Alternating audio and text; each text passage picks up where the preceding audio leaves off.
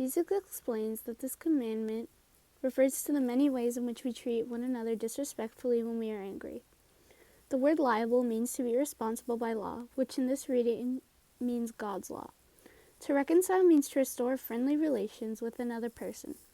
Today is the memorial of St. Francis of Rome, who founded an order of women who shared a life of prayer and service.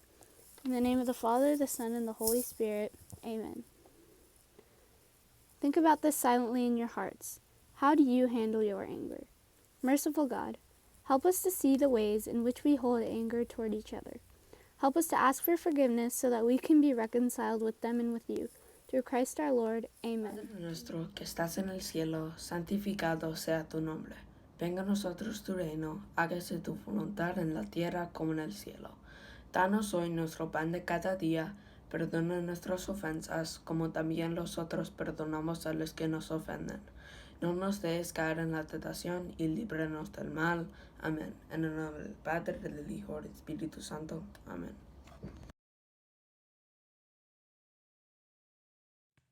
Yo prometo lealtad a la bandera de los Estados Unidos de América y a la república que representa una nación bajo Dios, indivisible, con libertad y justicia para todos.